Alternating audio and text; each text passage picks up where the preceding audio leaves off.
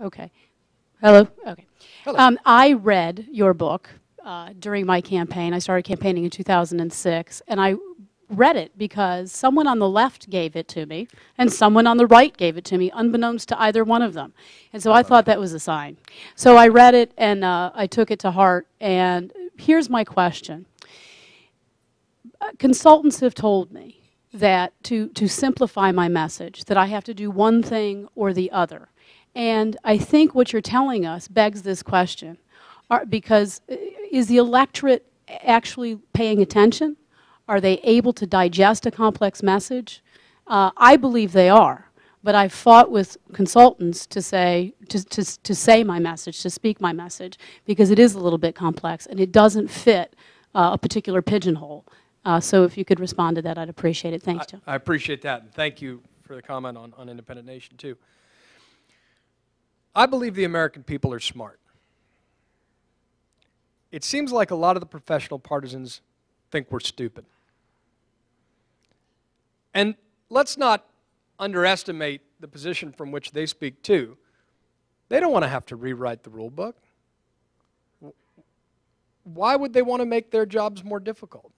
They have a narrow script that's worked since the days of direct mail. Why would you make them change it? It's more work for them. They don't want to change the rules. They rig the rules. It works just fine. But you know, if you change them, they'll adjust, because at the end of the day, they get paid for winning. I was involved in a presidential campaign, and for Rudy Giuliani, who I was proud to work for in New York City. And early on, we got brought in by some very nationally known consultants. And they explained the electorate this way. They said, look, let's say that the country's a third, a third, and a third. Third Democrat, third Republican, third Independent. They said, okay, now let's take the third that's Republican in the primary that you need to appeal to. Half of them aren't going to turn out in the primary. Centrists don't vote, they say.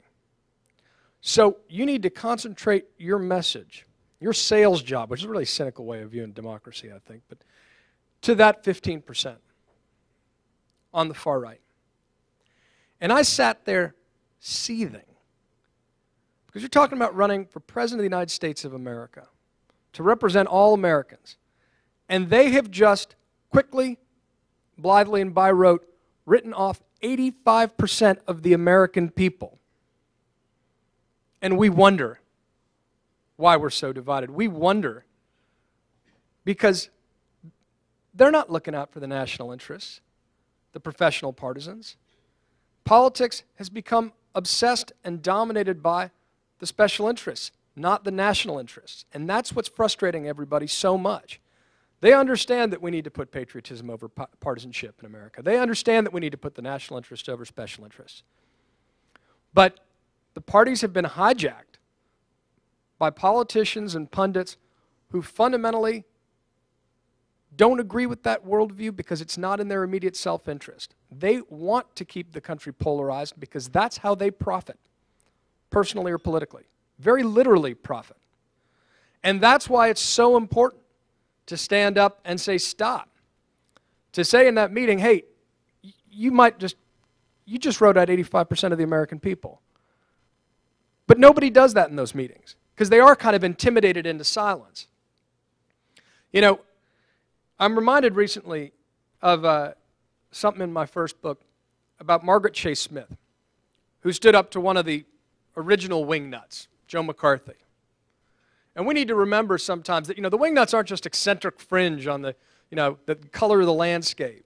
The fringe is blurring with the base. They are more powerful than ever before, and we have fought them before, and it can be a serious struggle with serious stakes. That's why this fight matters so much. And Margaret Chase Smith, the first woman elected to the U.S. Senate, a Republican, stood up on the Senate floor and was the first person to call out Joe McCarthy, a Republican, from her own party. She gave a speech called the Declaration of Conscience.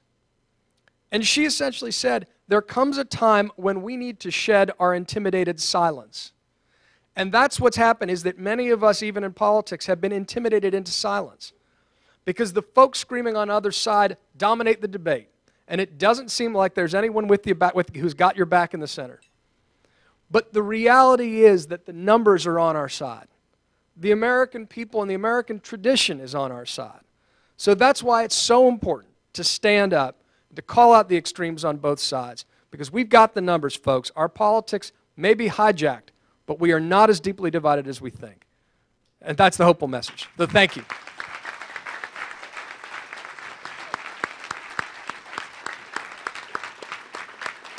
John, not many people get standing ovations here, so thank you very much. In fact, I don't know that anybody ever has. There are some limited number of books left that John will be signing out in the hallway. Also, mark your calendar, March 25th will be our next meeting.